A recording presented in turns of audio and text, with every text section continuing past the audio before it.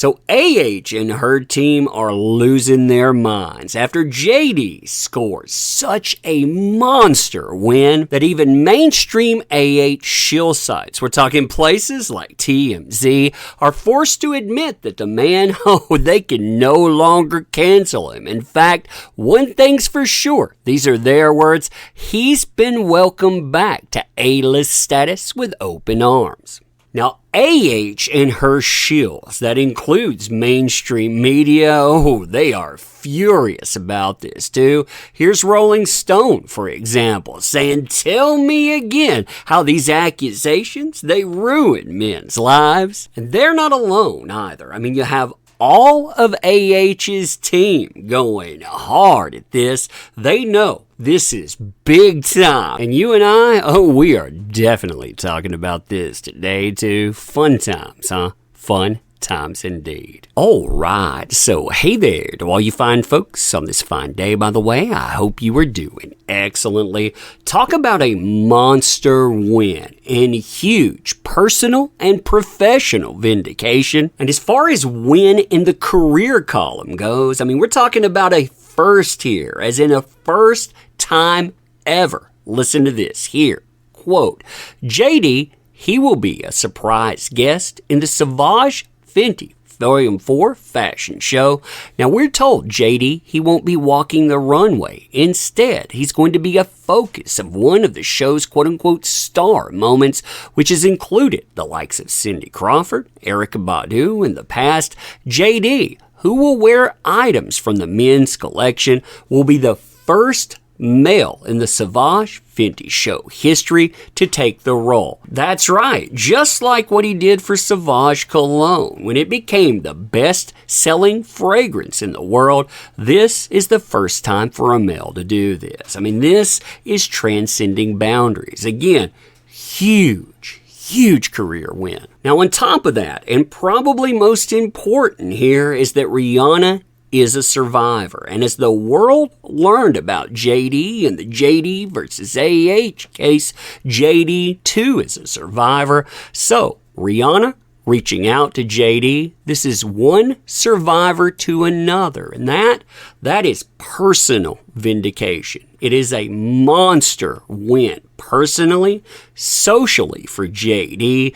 Oh man, and AH and the people surrounding her, they can't stand this idea at all. Now, this has led to a glorious public meltdown from AH's team, from her PR team, her shills, and more.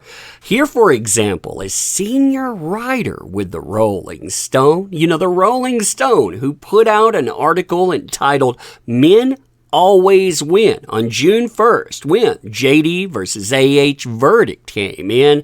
Well, this is them responding to an article entitled JD will become the first man to have his own spotlight segment at Rihanna's Savage vs. Fenty fashion show. According to TMZ, they say, "Tell me again about how certain assault allegations ruin men's lives." They want to be able to cancel men. They want to destroy them with allegations. They found something, though, that they can't tear down, and they can't stand that idea at all. Now, they're not alone in throwing a fit about this huge JD win either. I mean, really, all the AH shills, they get involved in this. You can see them, and you can see them for exactly who they are. Here you have a writer and an editor for, again, Rolling Stone. Also, New York Times. The New York Times, they had an exclusive deal with AH's PR manager. Also, Vulture, and so much more. Here, look at this ratio. They have Rihanna, no, 518 likes on this. This is in the birthplace of listen and believe culture, where people attack male survivors all the time. Well, somebody comes in, they say, Rihanna, yes. Look at that ratio, 3,449 likes versus their 518. The public, they have spoken. They agree with Rihanna. Now, what's hilarious is they get even matter about this subject. That's right. So many mainstream media shills, they lose it in the public. I mean, here you have NBC News' tech and culture reporter ranting. And when they rant about this stuff, by the way, they rant where nobody can comment unless they follow them. And then they're like, oh yeah, you can comment if you quote tweet here. It's funny though. The reason that they're so mad about this is because their anger made this subject trend. When it trends, at first it trends under Rihanna. Then it trends under Rihanna, Thanks, Rihanna, JD, Survivor, JD wins the day, and so much more. So, of course, they have to rant, and they have to rant with buzzwords. I mean, listen to this here.